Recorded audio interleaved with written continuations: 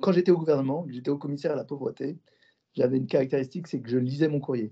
On reçoit une centaine de lettres par jour. La plupart des courriers, c'était des courriers extrêmement simples où on m'expliquait ce qu'on avait comme ressources et ce qu'on avait comme dépenses. Alors les ressources, en général, je les connaissais. Donc il y avait des gens qui avaient le minimum vieillesse, des gens qui avaient à l'époque le RMI puis le RSA, des gens qui avaient des petits salaires à mi-temps, etc. Et puis les prestations sociales auxquelles ils avaient le droit. Et ce qui était plus étonnant souvent, c'était la structure des dépenses donc de personnes qui étaient dans les 4 ou 5 déciles les plus pauvres de la population. Et souvent, les décideurs n'ont pas conscience de la structuration des dépenses des plus pauvres. Par exemple, le coût d'une voiture, ça peut être souvent entre 250 et 300 euros par mois. Pour des gens dont les revenus sont inférieurs à 1 000 euros par mois. Parce qu'une vieille voiture, en termes d'entretien, en termes d'essence, ça revient plus cher qu'une petite voiture moderne. Leur difficulté venait à la fois du manque de ressources, mais à la fois de la typologie de leurs dépenses et de dépenses qui étaient souvent contraintes.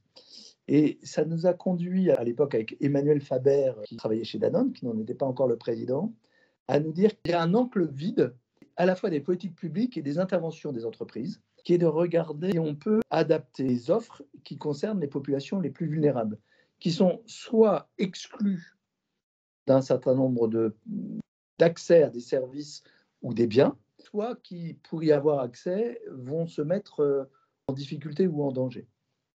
Et donc, on a travaillé sur convaincre des entreprises, sans baisser la qualité, d'adapter leur offre.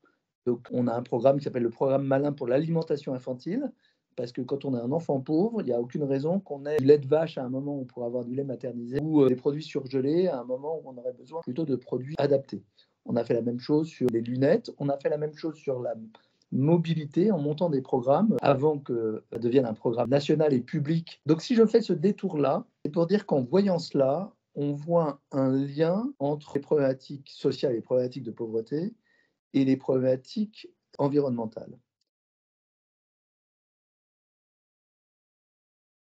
Si je prends juste une illustration par une étude qu'a faite l'OCDE, qu'est-ce qui rend les gens climato-sceptiques? Qu'est-ce qui fait que quelqu'un est climato-sceptique ou que quelqu'un est convaincu des enjeux de la transition écologique? Dans une vingtaine de pays, une partie de pays de l'OCDE, une partie de pays pauvres, ils ont regardé ce qui était, si je puis dire, discriminant.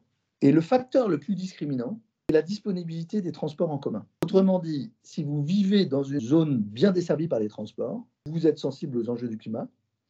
Si vous en êtes écarté, vous aurez tendance à penser qu'on vous dit des choses pour vous embêter.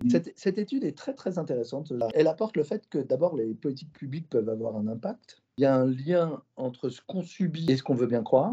On peut à la fois aider les personnes à sortir des difficultés et d'autre part, prendre des mesures qui sont compatibles avec nos objectifs. Ce qu'on a apporté avec l'Action Tank, c'est plusieurs choses.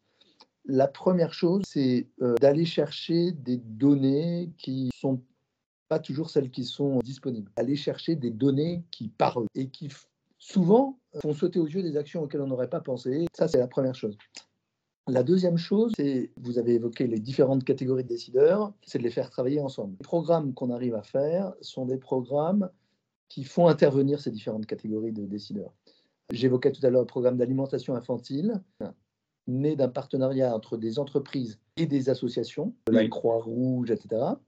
Il a rapidement été élargi à des collectivités territoriales, notamment les départements et leurs PMI. Et il a pris une ampleur nationale, puisqu'il y a aujourd'hui 150 000 enfants qui sont concernés. Et c'est ma deuxième recommandation extrêmement forte, c'est face à un problème que l'on veut résoudre. Et chaque acteur qui se décentre un tout petit peu de son rôle, c'est-à-dire une entreprise qui va prendre une responsabilité un peu différente, une administration qui se met à l'écoute de ce que peuvent faire d'autres acteurs et des associations qui s'impliquent dans un projet, ça permet de trouver des solutions innovantes qu'on sait faire monter à l'échelle.